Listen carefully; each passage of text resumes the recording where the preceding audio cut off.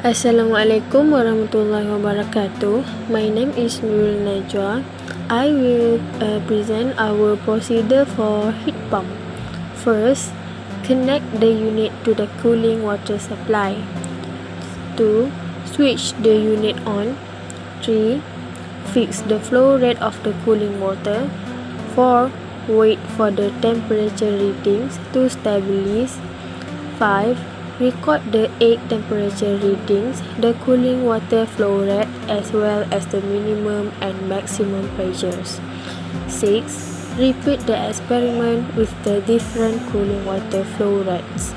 7. Ensure the unit is turned off after use. Thank you.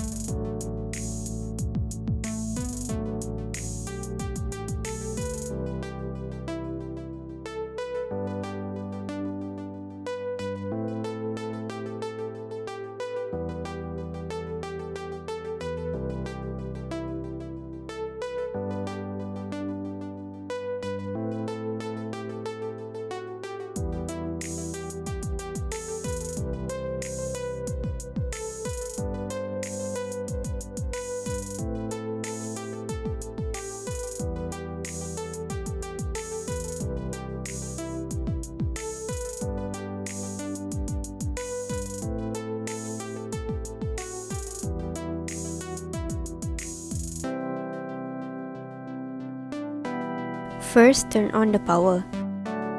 Second, fill up the boiler with water to a certain level. If the boiler is initially filled with water, open the valve 2 and 3 to check the water level. Third, open the fan valve 3 and turn on the main switch and the heater switch.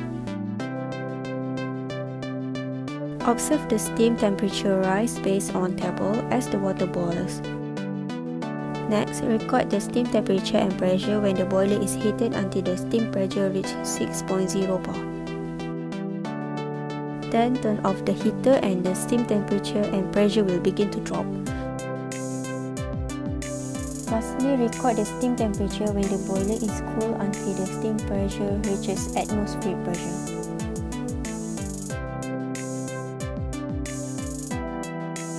The WL202 machine is turned on at the main switch and power supply.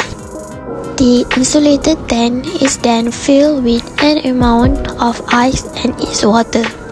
The laboratory heater at the socket of PT100 and DC thermistor and thermocouple is connected. All the measured values once the set point reaches 0 degrees Celsius is recorded.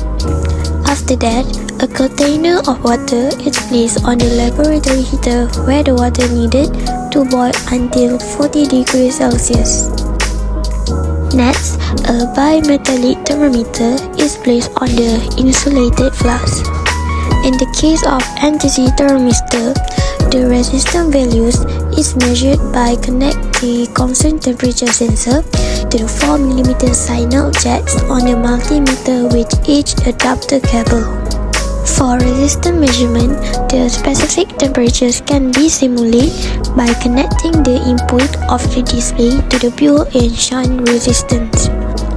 The thermocouple is connected with the thermocouple adapter cable for a DC voltage measurement. All the steps is repeated once the set point reaches 60 degrees Celsius, 80 degrees Celsius, and 100 degrees Celsius. Okay, for this thermal conductivity, we have 4 specimens is PMMA, nylon, Duratex, and PVC. Next, we need to measure their length, also thickness, and record all the specimen dimension. And first of all, we need to switch on the machine plug and also need to switch on the heater. As we know, this for solid, so just turn on the solid button only. This one is labeled as heat plug, cold plate temperature, also hot plate temperature. Then insert the specimen into the unit and it is clamped by heating plate. Let it stable for 10 minutes. After it's stable, record the hot plate, cool plate temperature and heat flux value. Last but not least for this experiment, untighten the clamp specimen and pull it out of the unit using the glove to avoid any injuries. That's all from us. Thank you.